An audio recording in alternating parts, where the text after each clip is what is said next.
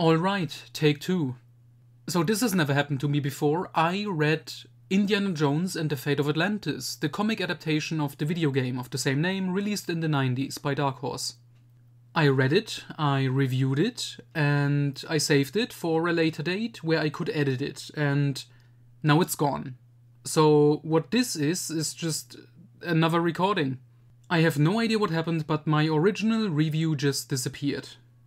This sucks because I don't remember enough of the details now, but I remember my opinion of the book and just the story in general, so it should be fine.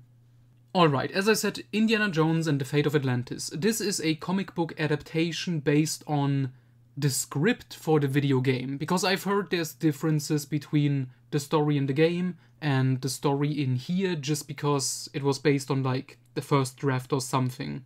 I don't know anything about the game. I may play it because I've seen it's like cheap to get, so who knows, I'm not a game person. And we have this comic here to get the story, so let's just get into it. The story is very simple. It's 1939, so this is after the trilogy.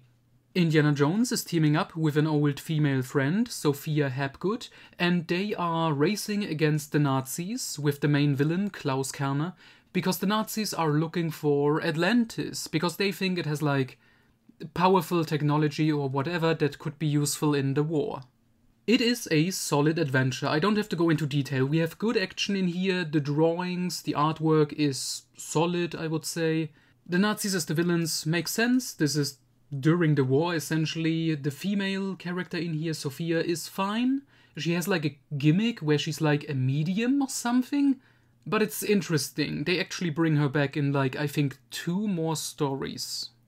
I have some small problems with the story. One is there's like a student character who I thought was gonna be like a sidekick to Indy and join him on the adventure because he's set up earlier in like the first page already.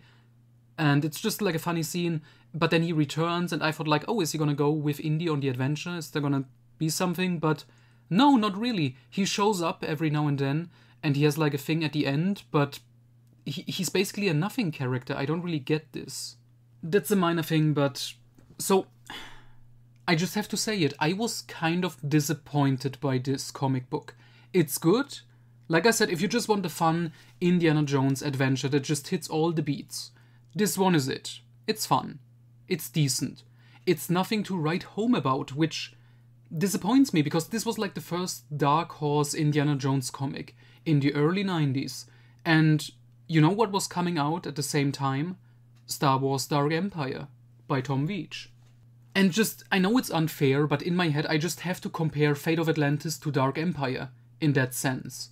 And Dark Empire is so much more creative and ambitious, and Fate of Atlantis, it's just like, it's fine. It could be set at any other point. This was like one of the first stories set after the movie trilogy. Again, similar to Dark Empire, and so I was just expecting something more epic and big. Maybe I was just the victim of like wrong expectations going into this, but I kind of felt like this was like a missed chance, missed opportunity to do something bigger. But as it is fine. I would recommend it. If you haven't played the game or you don't want to, at least you can get the story in here, which is fine, that's good.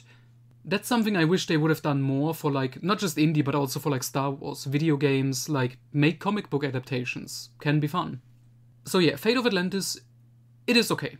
But there is more Dark Horse Indiana Jones stuff to come, and now I've already read all of that, and I can say it's only up from here.